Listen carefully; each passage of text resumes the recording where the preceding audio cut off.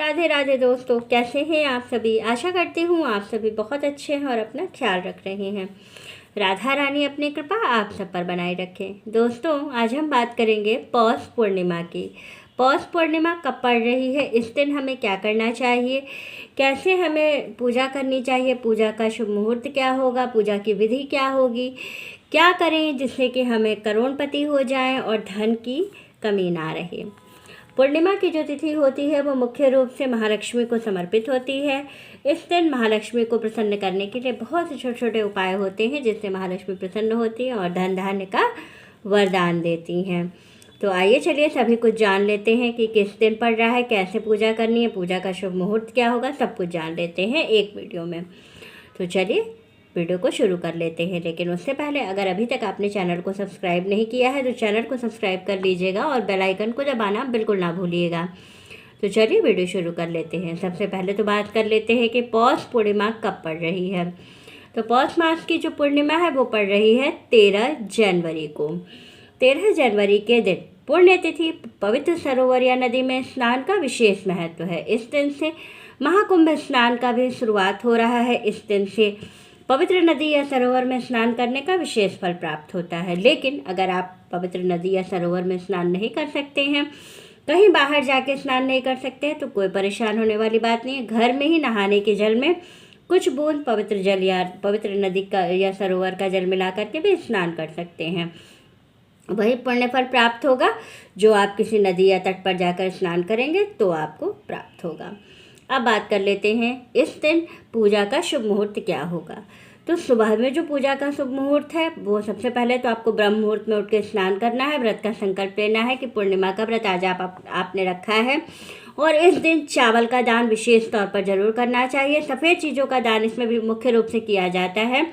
तो लोग ज़्यादातर इसमें जो है चावल या पिसे हुए आटे का दान करते हैं, तो आप इसका दान कर सकते हैं।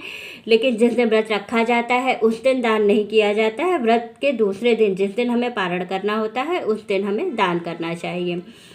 लेकिन आप एक चीज़ और कर सकते हैं कि इस दिन आपको मुख्य रूप से सत्यनारायण की कथा जरूर कहनी चाहिए घर में, क्योंकि हरि विष्णु और महालक्ष्मी की एक साथ पूजा की जाती है। महालक्ष्मी की अब कभी अकेले में पूजा नहीं की जाती है। जब भी पूजा होती है तो हमेशा विष्णु जी के साथ ही लक्ष्मी जी को आवाहित किया जाता है। तो इस दिन आप सफ़ेद रंग का चादर बिछा के चौकी पर और हरि विष्णु और महालक्ष्मी को एक विशेष स्थान देकर सत्यनारायण की कथा कहिए। इस दिन सत्यनारायण की कथा का जो समय होगा वो होगा सुबह 9 बजे से लेकर के 11:30 तक। आप कभी भी सत्यनारायण की कथा कर सकते हैं। ये सबसे शुभ समय है सत्यनारायण की कथा का सुनने का। इसके बाद जो पूर्णिमा की पूजा की जाती है वो शाम के समय चंद्रोदय के बाद की जाती है। तो इस दिन चंद्रोदय का समय होगा, पूर्णिमा वाले दिन चंद्रोदय का समय होगा 7:20।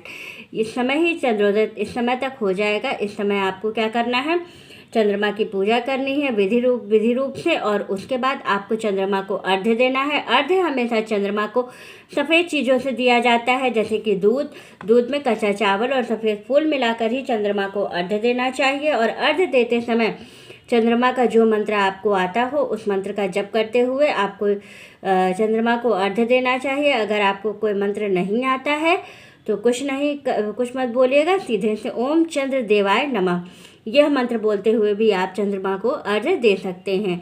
इसके बाद आपको वहीं बैठ करके थोड़ी देर चंद्रमा की रोशनी में बैठ करके अपनी जो भी मनोकामना है उसको कहना है, और उसके बाद से आपको करना है यह महा उपाय। इस महा उपाय से आपको क्या होगा कि आपको धन की प्राप्ति होगी। इस दिन आपको खीर जरूर बनाना है और खीर का भोग महालक्ष्मी और हरि विष्णु को दोनों लोग को एक साथ लगाना है चांदी की कटोरी में। चांदी की कटोरी में रख करके हरि विष्णु और महालक्ष्मी जी को चंद्रमा की रोशनी में बैठा करके वहाँ आपको जो है दोनों लोग को खीर का भोग लगाना है और फिर उस खीर को प्रसाद स्वरूप सभी में बांटना है। और फिर आपको थोड़ा सा खीर अपने लिए प्रसाद का बचा लेना है और बैठ करके उसी खीर के प्रसाद से आपको अपने व्रत का पारण करना है।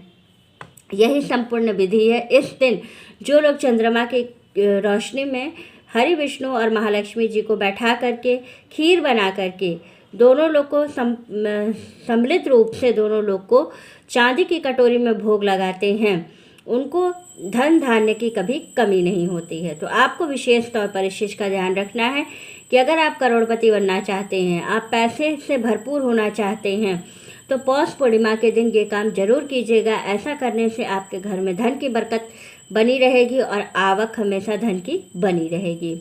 तो मेरी जानकारी अच्छी लगे, मेरी वीडियोस अच्छी लगे तो लाइक शेयर सब्सक्राइब ज़रूर कीजिएगा। राधे राधे दोस्तों।